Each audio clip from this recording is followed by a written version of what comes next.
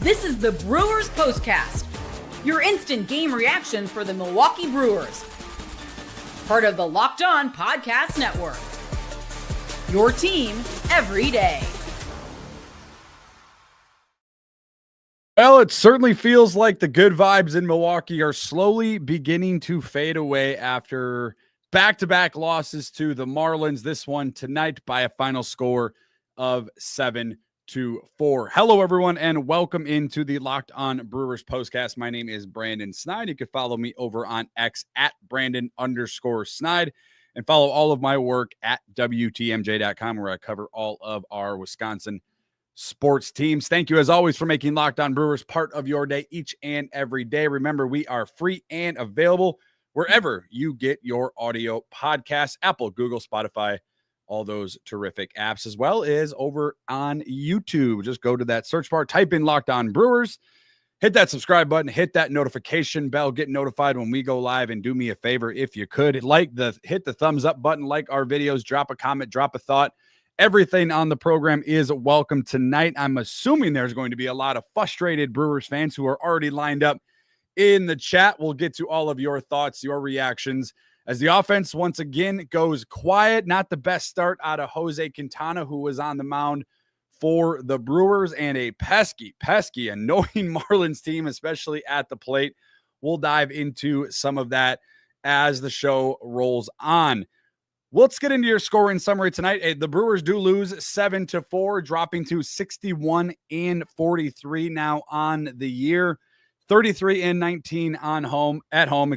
But I think the more frustrating thing for this team was, after a really, really good start out of the All-Star break, where you went 5-1, you have now dropped your first two at American Family Field in the second half of the season. A frustrating way to do so. But you got to give credit where credit is due. Miami is playing much better. We'll dive into those numbers surrounding the Marlins, but let's get to your scoring summary today, brought to you by our wonderful partners over at Gametime and at Game Day. Hugh Durbin getting the ball rolling for the Brewers in the second inning, after a more promising inning would begin with a Vaughn double. And he would, I think it was, who was after Andrew Vaughn here? Isaac Collins would single, but he would be thrown out at second base. And the Brewers getting close to not scoring a run there, and Caleb Durbin kind of bailed them out there in that second inning. They would plate one run in the second, but the Marlins would respond in the third and in the fourth inning to take a 2-1 advantage. But once again, as we had seen time in and time out again with this team, is that when they get punched, they get knocked down, they get right back up. And after the Marlins played a couple of runs in the third and the fourth, in the bottom half of the fourth inning, Isaac Collins would double to center field. That would score Jackson Chourio. Bryce Terrain would also double to center. Isaac Collins would score. So you're feeling better with a 3-2 advantage. Again, wasn't a terrible start by Jose Quintana. Now, if you ask him, he'll probably tell you otherwise. He does take the loss tonight, drops to 7-4. Did toss 5 innings. Now, 5 runs cross the plate, under a few of those being unearned, but nonetheless, he only gives up 2 earned runs in the scoring column and allowed 7 hits over the course of those 5 innings. The Marlins, though, kind of like we've seen with this Brewers team, Marlins would respond. A home run in the 5th inning. Now, that's going to be our turning point in this one, because the Brewers were so close at getting out of this inning without allowing any runs scored. Time to reveal where the game was won or lost. It's the turning point. Bryce Terrain. You do not see a Bryce Terrain error very, very often. And he muffed what should have been a ground out. The Brewers eventually would have gotten out of that inning had he secured that ground ball. He muffed it. The Marlins inning would stay alive.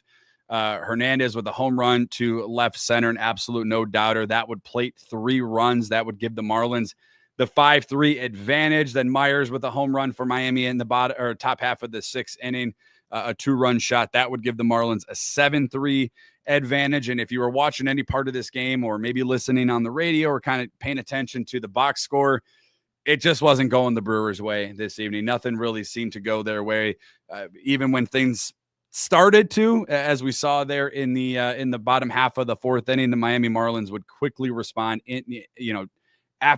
Every time the Brewers grabbed a little bit of momentum, Miami would grab it right back. Andrew Vaughn, though, would homer in the ninth inning. That would make it 7-4. And that would be your final. The Brewers dropping back-to-back games now at American Family Field to the Miami Marlins. Now, for what it's worth, and I know this isn't probably going to make Brewers fans feel a ton better about the way that this team has been playing since they've returned home after the All-Star break and had a really good start to the second half, going 5-1 against the LA Dodgers, including sweeping them for the season and as well as in the second half of the season in LA, and then going 2-for-3 in Seattle against a team that is likely going to find itself in the postseason. This is a much better Marlins team. And again, I don't want to sound like I keep repeating myself, but when the Brewers beat this team before the All-Star break, it was about a week before the All-Star break, and they took 2 out of 3, and they weren't pretty wins. I mentioned it that it was a much bigger series win, a much better series win than I think we were giving ourselves credit for. It certainly has looked that way now, because if you go back to the Marlins' last 28 games, go all the way back to that third week of June, this Marlins team is now 20-8. So over their last 28 games, they are a much more improved team in all facets of the game. Most notably, got it, credit where credit is due. I don't know how to really describe it, but the plate discipline from the Marlins in the first 2 games of this series is out of this world. I mean, it's just completely out of this world. It's been fantastic. It's frustrated Brewers pitching for certain. I thought in that 5th inning, I thought maybe if you want to nitpick, manager Pat Murphy, that Quintana, after that inning was extended due to a couple of errors in the field by the Brewers, that maybe you should have probably subbed out Jose Quintana, and then, obviously gives up that home run, but hindsight's 20/20 in that, of course. But it was a very frustrating team to face at the plate this evening at American Family Field, as the Brewers do drop this one 7-4 now, and dropping back-to-back games at American Family Field, where everything seemed to kind of be going the Brewers' way, especially during that 11-game win streak. Then they drop one of those games against Seattle, but then they bounce right back and score a handful of runs, to head back to American Family Field. You thought they had all of the momentum. Everything was going their right way. Winning games in different ways. But the frustrating part about this is you drop the first game when the Cubs lost on Friday afternoon, and then the Cubs winning today, and the Brewers dropping a game once again to the Marlins. So the NL Central still neck and neck, and the Cubbies coming to town beginning on Monday. So it will be a big game on Sunday afternoon for this Brewers team to really kind of get going in the right direction. But again, credit where credit is due. Yeah, I don't want to make any excuses. The Brewers offense today, not great, but not bad. They had 11 hits. I will say this, though. The top 4 hitters for the Brew Crew, just abysmal this evening. At 1 for 16 combined between not 1 for 16. I was off there. 4 for 16. I had a couple of hits there late in the game. Sal Frelick with a hit, William Contreras and Jackson Chourio with 2 hits. So 4 for 16 with your top 4 hitters. Not ideal for the Brewers. Certainly for Jackson Chourio, though, was kind of cool tonight. His 19-game hit streak gets extended. That OPS now stretching well past 1,000 now during this 19-game hit streak for Jackson Chourio. On the negative side of things, Christian Yelich's on-base streak does come to an end at 30 games, so that's unfortunate for Christian Yelich. But the Brewers do lose 7-4, 61-43 on the season. I'm anticipating a lot of thoughts and lots of reactions from all of you. We'll get to all of it coming up right after this. Today's Locked On Brewers is brought to you by Gametime. Have you ever decided last minute to head to a ball game with friends or family? Maybe it's game day and you suddenly realize you want to be in those seats. That's exactly where Gametime comes in. It's the easiest way to grab last minute ticket deals without any of the stress. With the money you save on tickets, you can splurge on food, drinks, merch, or even invite a bigger group to come with you. And Gametime makes it all possible. They take buying tickets fast and simple. Prices on the app actually drop the closer you get to first pitch, and they've got incredible last-minute deals clear seat views, and the lowest price guarantee that takes the worrying out of buying. You can take all of that guesswork out of buying those tickets with Gametime. Download the app today, create an account, and use code LOCKEDONMLB for $20 off of your first purchase. You can go see the Brewers on Sunday afternoon for practically free if you use that code LOCKEDONMLB at Gametime when you sign up, and you get $20 off. Download the app today. Last minute tickets, lowest price guaranteed. That's Gametime. Today's Locked On Brewers postcast is also brought to you by our wonderful new partners over at Game Day Hugh. They make clean, no logo gear with team-inspired colorways for every pro and college fan base. It's all about letting the colors speak for you. No giant logos, just smart, versatile style that works on game day, on the course, or anywhere in between. And you can check out this hat. It's brought to you today by Game Day Hugh. This hat, awesome. Brewers blue. I absolutely love it. And it's not just hats. You can check out their split shade gloves. So if you're on the YouTube stream, check out my golfers, your Game Day Hugh split shade gloves, made for the golf course, or the perfect gift for the fan who has everything. And right now you get 15% off with code MLB15 at GameDayHugh.com. That's GameDayHue.com. The code even stacks on bundle deals. So right now is the time for you to load up. Let your colors talk, because colors speak louder than words. That's GameDayHue.com. Code MLB15. Back-to-back losses for the Brewers. This one a 7-4 loss to the Marlins at American Family Field. Old buddy Jason Junk, old Brewer, getting the win against the Brewers. 5 innings pitched. Jose Quintana taking the loss. Christian Yelich's on base streak comes to an end. Jackson Churrio's 19-game hit streak continues and rolls on. Not a great game out of the bullpen from Grant Anderson, who gave up a few runs as well, but we did see DL Hall and Jared Canning toss up 0. So some good and some bad this afternoon at American Family Field. But more importantly, the Brewers take the loss. The Cubs get the win, and everything's back to even in the National League Central Division, with the Cubbies coming into town in just a few days. Your thoughts, your reactions, all welcomed on the program. We begin with Cody, our everydayer. Sigler doesn't belong in the big leagues. And the Sours came to play 6-0 versus LA, 3-3 versus the Marlins. Head scratcher. Yeah, it's one of those teams where if you're watching Miami play, and for a lot of Brewers fans, it's a frustrating loss, annoying loss.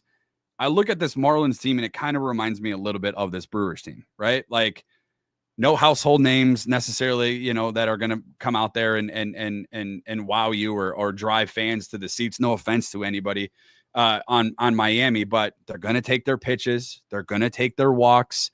How many counts did this Brewers team get to 0-2, 1-2, and they weren't able to punch them out, and they would get on base via walk or a hit? And it's a lot like this Brewers team. So it's a very frustrating way to lose. So now, when the Brewers are rattling off 11 straight or they're winning, 19 out of 20 games, like, you can kind of see where the Brewers, how they play and how they beat other teams. That's kind of what this Miami Marlins team has done in the last month or so. You go to that third week of June, as I had mentioned, a 20-8 mark for this Marlins team. So they have been playing some of the best baseball in all of Major League Baseball outside of the Milwaukee Brewers and the Toronto Blue Jays.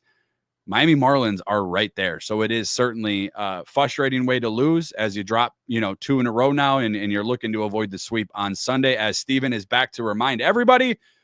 So where's the we don't need Suarez people at? Yeah, the Brewers, again, it was a weird offensive day for the Brew Crew. They had 11 hits. They were 4 for 8 with runners in scoring position, and they only left 5 stranded on base. So the opportunities that they had, it felt like they took advantage. I thought in that second inning, they should have done more damage with the Andrew Vaughn leadoff double than Isaac Collins singles to left field. That put Vaughn on third, Collins at second, and then that brought up, I believe it was Bryce Terrain who struck out. Isaac Collins was thrown out at second on an attempt to steal, and that gave you 2 outs quickly, with Vaughn still stuck at third. That was the more frustrating part, I think, out of this game. And certainly you can look at some other things, but it felt like in that second inning, the Brewers could have had a really big inning. Throw a crooked number out there on Miami, and it may change the appearances at the plate, or certainly the approach at the plate is what I should say. So you got one, thankfully, for Caleb Durbin, who had 2 hits this evening. So for Steven, Caleb Durbin at third there, 2 for 4 this evening. But I don't think anybody's going to argue that a bat in this Brewers lineup would certainly be amazing. Again, I just always want to warn people. I don't think the cost is going to continue to is going to go down from here on out. So I think Suarez is going to continue to go up as far as cost. But I'm very, very curious as the trade deadline begins to get closer and closer. We're seeing a couple of trades already happen throughout over the weekend. See how long this does go without Suarez being dealt. Arizona already making a few trades this evening as well. Our everydayer Kep over on YouTube. This is getting outrageous. Couldn't take advantage of the Cubs losing last night and now just looking awful. If we get swept, this could be the beginning of the collapse, ? I'm afraid I sense it coming. I wouldn't go that far, Kep, and I understand the frustration. I understand the worry. I understand, questioning exactly where this team is heading. Again, I will caution this series, and I'm not making excuses for this Brewers team, but Miami Marlins, again, are playing some of the hottest baseball in the last month, almost just about last month, actually over a month. So 20-8 in their last 28 games. They're playing really good baseball. The Brewers have a couple of winnable series. Again, the Cubs aren't going to be easy. They'll be at American Family Field. Then you go to Washington. Then you go at Atlanta. Both of those, I think the Brewers can prevail off of those. But it's certainly worrisome, especially when you begin to lose in ways that we were looking at earlier in the year and leaving guys on base. Although tonight wasn't terrible, not as bad as it was on Friday afternoon, that's for sure. Catch over on YouTube. I'd hate giving them 3 games right back after this 5-1 on the road. I know the crew may need another bat, but a bullpen arm or 2 is more realistic and needed. Nick Mears hurting his back yesterday before coming out of the bullpen in yesterday's appearance where he gave up a few runs. So that's concerning going forward. Anytime it's a back injury, it's worrisome, but that is certainly, I think for, Eugenio Suarez, I understand that, where everybody wants a piece of him. I think the bidding war is probably already started. You talk about the Cincinnati Reds who were involved. The Yankees wanted him, but went out and got Ryan McMahon from Denver. So I don't know if that's going to be something that happens for the Yankees. Obviously, you would assume that he erases them. I still think the Seattle Mariners are probably going to be involved, and as are the Chicago Cubs, based on the more recent reports. So it's going to be a bidding war, certainly for Suarez. I think any team in contention right now would absolutely love the idea of inserting him into their lineups. Offensively speaking, the Brewers have to be, in that same boat. And I think the Brewers, out of all these teams, to kind of go back to Steven's point, probably can have the best package on the table for Arizona if they wanted to. I think that's the biggest thing is what is Matt Arnold? What is Mark Attanasio? What are they comfortable giving up for a guy that's going to be away from the Brewers after the postseason? He's going to be a rental. What are you comfortable giving away, in the trade market right now this season? It's not a very robust trade market this year. There's not a ton of names being tossed out there outside of Suarez. And Ryan McMahon, who is already dealt. So that's the worry I feel, is that a team is going to extremely have to overpay in order to get him. But I do agree with Ketch, certainly with Mears' injury with the back. You probably see Craig Yoho eventually, but there's probably going to be more of a bullpen or 2 move for this Brew Crew going forward. Landon, everydayer, the fact we swept the season series versus LA and nowhere in jeopardy of being swept by this Marlins team is honestly, well, I really don't know how to put it. Well, you took 2 out of 3 in Miami. You've now lost currently, first 2 at American Family Field. You certainly have to get Sunday's afternoon game. You don't want to go into that Cubs series down a game, because I do think the Cubs will probably beat the White Sox. White Sox did us a huge favor on Friday by batting the ball around and beating the Cubs. But I think Sunday's a must win for this team to go into that Cubs series with some sort of good vibes. I don't even want to say momentum after, you lose 2 out of 3, but you don't want to get swept and have to have the Chicago Cubs at your doorstep the next day. Cap over on YouTube. Dom Catronio, my good buddy, said he has made it clear it's Suarez or bust, but now it seems bullpen arm or Suarez or bust. Another utility player should replace Sigler as well. A waste of a roster spot. Yeah, this trade market's very strange this year. There's not going to be a ton of movement as we have seen in years past. So it's going to be Eugenio, Suarez, and whatever team that's going to be is probably going to pay a hefty price for one of the best hitters, maybe the best hitter in all of baseball in the first half, or at least the first couple of weeks beyond the second half of the season. Everydayer Jacob, I believe some teams play better against us compared to others. The Marlins are one of those teams. We just have to salvage tomorrow's games and have some good vibes going into the Cubs series. Just got to give credit where credit is due. Sometimes teams just play better, guys. Like sometimes they're just playing good baseball at the wrong time. Like that they come and see you. We did that. That's how the Brewers were. I mean, the Dodgers, I don't know if there's going to be another team that sweeps the Dodgers all year long. Right. Maybe there is, but we met the Dodgers at a really good time. They were struggling. They were playing bad baseball, and the Brewers found them at a good time, and the Brewers are playing really good baseball. That's kind of the case right now with the Miami Marlins. Now, you could make the argument coming off a 5-1 road trip back to American Family Field, back home where the vibes were at an all-time high. You should have had a better performance than a 5-1 loss and then a 7-4 loss. I'll give you that. Certainly doesn't feel like the Brewers were playing bad baseball on their way back home to Milwaukee, but it certainly has not produced good baseball and back-to-back losses to the Mariners. D-Dubs, everydayers, Brewers looking tight while the Mariners are looking nice and loose. Give them credit tonight and back to winning ways tomorrow. They do look a little tight, also look a little, I don't want to say tired, or the energy just seems to be a tick or two down with this Brewers team. Just seems kind of flat-footed. Again, I don't want to judge the effort on this team, but it just doesn't feel like the team that we have grown accustomed to, certainly over the last 2 months or so. A couple more comments on the YouTube chat before we get things rolling. Metal says, how did Vaughn do? Well, Andrew Vaughn was probably, outside of Jackson Chourio, your best hitter this evening at American Family Field. A double, a home run. He definitely had a better evening than most. Jackson Chourio, as we had mentioned, though, continues his hit streak. Now 19 games for Jackson Chourio. Kaden over on YouTube, he says, Cubs fan here. Welcome, Kaden, to the Locked On Brewers postcast. Super excited for the series this week.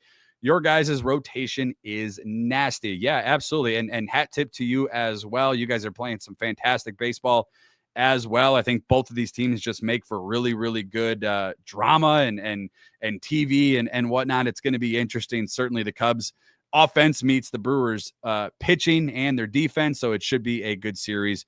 No doubt about it. Greg Everydayer says, Marlins in historical terms, Brewers can never beat them regardless of Marlins record. Bad karma.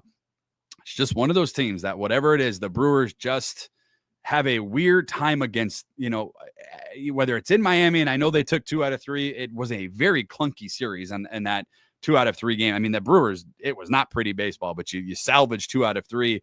And this today's kind of the same, this weekend's kind of the same thing, just not really good overall baseball. As Boomhawk says over on the YouTube chat, WTF is the hold up, make the darn trades that are needed. Why wait until the last minute? That's the thing with the trade market that has changed over the years with the expanded playoffs.